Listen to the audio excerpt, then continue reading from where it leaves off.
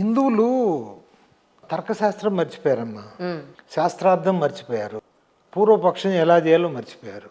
ఈ మూడు ఏంటంటే తర్కశాస్త్రంలో కొన్ని భాగాలు పద్ధతులు ఎలా అంటే అవతల దాన్ని మనం ఏ విధంగా పరిశీలించాలి తర్వాత అనేది. తర్వాత రెండోది మనము ఒక అపోహలో పడిపోయి మనం ఇప్పుడు సైకలాజికల్ ఒక ఫీలింగ్ ఉంటుంది చూసారా, నేనేదో గాలిలో తేలిపోతున్నాను మేమంతా అనేది, ఆ భ్రమలో పడిపోయారు మన హిందువులు. అంతెందుకు, మీరు అరేబియాలో ఉన్న ముస్లింలు కూడా వాళ్ళ పూర్వీకులు కూడా ముస్లింలు కాదు కదా. ఎందుకంటే మొహమ్మద్ ప్రవక్త గారు ఆయన ఇస్లాం మతం పెట్టిన అంతకు ముందున్న అరబ్లు వాళ్ళు ముస్లింలు కాదు కదా. అట్లాగే మీరు ఈ జెరూసలంలో జీసస్ ఆయన క్రిస్టియన్ మతం పెట్టకముందు వాళ్ళంతా ఎవరు క్రిస్టియన్లు కాదు కదా. ఆ విషయం వాళ్ళందరికీ తెలుసు. మన ఏదో పెద్ద కొత్తగా దాన్ని ఏదో డిస్కవరీ చేసి వాళ్ళకి చెప్పినట్టు. దీనివల్ల ఏంటంటే మన హిందువులని మభ్యపెడుతున్నాం తప్పిస్తే అసలు విషయం చెప్పట్లేదు. ఇప్పుడు మనం పూర్వపక్షము ఉత్తరపక్షం అని రెండు భాగాలు ఉంటాయి. ఇది మన తర్కశాస్త్రంలో. పూర్వపక్షం అంటే మన అవతల వాళ్ళు ఏం చెప్తారు, వాళ్ళ పద్ధతి ఏంటి, లేకపోతే వాళ్ళ ఆలోచన విధానం అంటే వాళ్ళు ఎందుకు ఆ విధంగా చేస్తున్నారు లేకపోతే చేయట్లేదు అని అర్థం చేసుకోవాలి. దానికోసం ఏంటంటే పూర్తిగా డీప్గా వెళ్ళాలి వాళ్ళది. ఆ తర్వాత ఖండన పక్ష లేకపోతే ఉత్తర పక్ష అని అంటారు. అంటే దాని ప్రకారము మన రెస్పాన్స్ దాన్ని ఆ విధంగా మాడ్యులేట్ చేయాలి. హిందువులు అది కాకుండా ఇప్పుడు మీరు ఆర్ఎస్ఎస్ చీఫ్ అంటారు, భారతదేశంలో ఉన్న వాళ్ళంతా హిందువులే. మరి ఎంత హిందువులు అయితే సమస్య ఏముంది అసలు? పేరు మార్చుకున్నంత మాత్రాన, లేకపోతే ఇప్పుడు ఈ చెట్టుని ఇది మనం మనిషి అన్నాం అనుకోండి, సమస్య ఏముంటుంది అసలు? అవును, అంతే కదా. అవును, అంత పెద్ద పదం వాడకూడదు. తెలివి తక్కువ మాటలండి, తెలివి తక్కువ మాటలు మనల్ని భ్రమించుకోవటం అనేది. దీనివల్ల యాక్చువల్గా అన్నిటికంటే మనకి క్రైస్తవుల కంటే ఇస్లాం కంటే కూడా హిందూ సమాజానికి నష్టం జరిగేది ఇలాంటి భావన వల్లనే. ఇక్కడ మార్చాల్సింది ప్రజలనా, మార్పు రావాల్సింది ఎక్కడ? ఏం లేదు, మనం ఎవరిని మార్చాల్సిన అవసరం లేదు. మనం ఉన్నట్టు చెప్పాలి. సత్యమేవ జయతే అని మన నేషనల్ మోటో అని కూడా పెట్టుకున్నాం కదా. ఏది మన గణతంత్ర దినోత్సవం కాబట్టి దాని కింద పెట్టుకున్నాం కదా. మన రాష్ట్రపతి గారు కూడా దాని కిందనే కూర్చుంటారు, ప్రధానమంత్రి కూర్చుంటారు. కానీ ఈ దేశంలో అసత్యమేవ జయతే, సత్యాన్ని ఎవడు మాట్లాడాడు. ఎవరు విభీషణుడు రావణాసురుడు చెప్తాడు, ఇది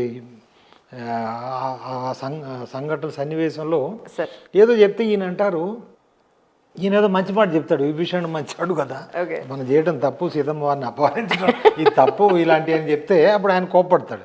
అప్పుడు ఒక శ్లోకం చెప్తాడమ్మా, నేను గుర్తు చేసుకుంటాను. సులభాః పురుషాః రాజన్ సతతం ప్రియవాదినః అప్రియస్య చ పథ్యస్య వక్త శ్రోచాత దుర్లభం. అంటే ఓ రాజన్ అంటే ఓ రాజా, మంచి మాటలు అవి చెడు అయినా ఏమైనా కానీ మంచిగా మనకు నచ్చే మాటలు చెప్పేవాళ్ళు చాలామంది ఉంటారు. అది వినేవాళ్ళు కూడా లక్షల్లో ఉంటారు. కానీ మనకి నిజంగా ధర్మబద్ధమైన ఉపయోగపడే మాటలు చెప్పేవాళ్ళు తక్కువ, వినేవాళ్ళు అంతకంటే తక్కువ అని చెప్తాను నేను.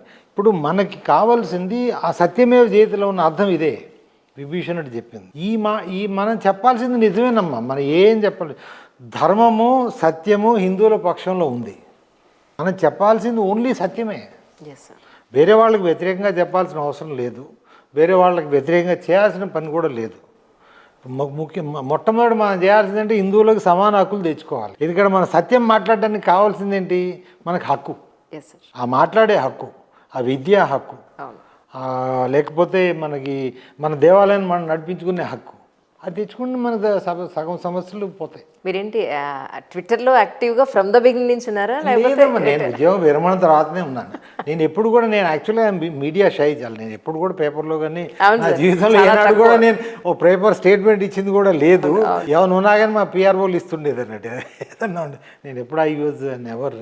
ఎందుకంటే ఉద్యోగ ధర్మంలో ఉన్నప్పుడు మనం ఆ ధర్మాన్ని పూర్తిగా నిర్వర్తించాలి. పొరపాటును కూడా మనము అది నా పద్ధతి. ఇప్పుడు నా ఉద్యోగం వదిలేశాను కాబట్టి నేను ఒక ఫ్రీ సిటిజన్. సో కాబట్టి నేను నా మనసులో మాట మన ధర్మానికి కావాల్సిందే నా ఉద్దేశం ప్రకారం నేను మాట్లాడుతున్నాను. అంతేగాని నేను వేరే ఇతరులకు వ్యతిరేకంగా కూడా నేను మాట్లాడను. అవును సార్, మీరు చెప్పినట్టు నిజం మాట్లాడతారు అంతే. నేను ఆ ట్విట్టర్లో అది మీ ట్వీట్ చూసినప్పుడు అనుకున్నాను, చంద్రబాబు నాయుడు గారు అరెస్ట్ అప్పుడు యాక్చువల్లీ ఇందులో ఉన్నదంతా కూడా ఒక వేస్ట్ ఇన్ఫర్మేషన్ ఉంది, అంతా కూడా ఇచ్చేసింది అని చెప్పాను అన్నప్పుడు నాకు అనిపించింది ఏంటంటే ఇంత ఓపెన్గా చెప్పారే అని. నిజం చెప్పడానికి ఏముందమ్మా, నిజం చెప్పడానికి నిజాయితీ ఉండాలి, అబద్ధం చెప్పడానికి ధైర్యం ఉండాలి. నాకు ధైర్యం లేదు, అబద్ధం చెప్పేంత ధైర్యం లేదు నాకు.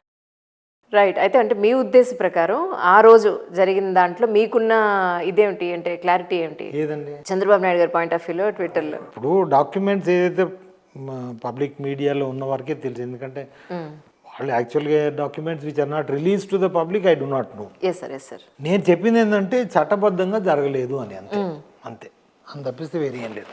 సిబిఐలో వర్క్ చేయడం అనేది చాలా ప్రతిష్టాత్మకంగా తీసుకుంటారు ఎనీ సివిల్ సర్వెంట్. సో అది మీ ఉద్దేశ ప్రకారం నిజాయితీగా జరుగుతోందా అక్కడ రిక్రూట్మెంట్స్ కానీ, సడన్గా అక్కడ రిక్రూట్మెంట్స్ కానీ, లేదంటే సడన్గా అక్కడి నుంచి తీసేయడం కానీ, ఇవి ఒక ప్రెషర్ వల్ల జరుగుతుందంటారా? లేదు అని అంటే అది మనం అర్థం చేసుకోవాల్సింది సిబిఐ అనేది అది పార్ట్ ఆఫ్ ఎగ్జిక్యూటివ్. మనకి రాజ్యాంగ ప్రకారం 3 భాగాలు ఉన్నాయి కదా, ఒకటి చట్టాలు చేసే పార్లమెంటు లేకపోతే అసెంబ్లీలో, రెండోది ఆ చట్టాలని అమలు చేసే ఎగ్జిక్యూటివ్ అంటే చీఫ్ మినిస్టర్, ప్రైమ్ మినిస్టర్ వీళ్ళు, మూడవది న్యాయ courts. CBI is part of the executive. So you have to be part of that executive pushes and pulls. కానీ అనుకున్నంత ఇది ఉండకపోయేది. ఇప్పుడు సపోజ్ ఒక 100 కేసులు చేసాం అనుకోమ్మా, అందులో మా అంటే వాళ్ళకి ఒక కేసులో 2 కేసుల్లో వాళ్ళకి ఇంట్రెస్ట్ ఉండొచ్చు పొలిటీషియన్స్, బట్ 98 కేసెస్లో I don't think they have. Even మీరు లోకల్ పోలీస్ కూడా అంతే. ఇప్పుడు మీరు పోలీస్ స్టేషన్లో నెలకు ఒక 20 కేసులో 15 కేసులు అవుతున్నాయి అనుకోండి, అక్కడ లోకల్ ఎమ్మెల్యేకో రాజకీయ నాయకుడు ఒక కేసులో ఇంట్రెస్ట్. రైట్. అయితే మన వాళ్ళు చేసేది ఏంటంటే ఈ పోలీస్ ఆఫీసర్లు, పోలీస్ అని కాదు, any government survey, he takes advantage of that 1 case అని మిగిలిన 10 కేసుల్లో ఎంత అన్యాయం చేయాలో అంత చేస్తాడు అన్నట్టు. ఏమన్నా అంటే మేమేం చేయాలి సార్, ఇక్కడ ఎమ్మెల్యే గారు చెప్తున్నారు కదా, పోనీ ఎమ్మెల్యేని అడిగే వాళ్ళకి ఏమన్నా ఉన్నారా? ఎంతమంది ఎమ్మెల్యే దగ్గర పోయి అడగగలరు సార్ మీరు చెప్పారని? అట్లాగే సిబిఐలో కూడా there may be 1 or 2 cases, but then at least it was not like that. ఇప్పుడు కొంచెం ఎక్కువ అంటారు, but then that's again I don't believe it.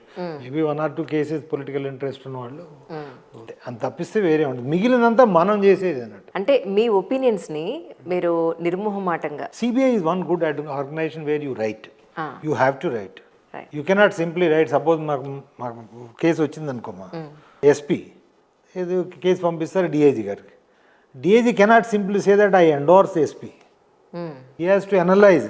ఇందా చెప్పానే పూర్వపక్షం, అవును రైట్, ఆ పూర్వపక్షంతో రాయాలి. Why he agrees, why he does not agree, both has to be written. మీరు చెప్పింది నేను ఓకే అని అంటే ఇంక మనకి ఇంటర్వ్యూ ఏముంటుంది చెప్పండి, లేదు కదా. ఇది కూడా అంతే సిబిఐలో. సో అది that's a good thing in CBI. And it has been done by great people.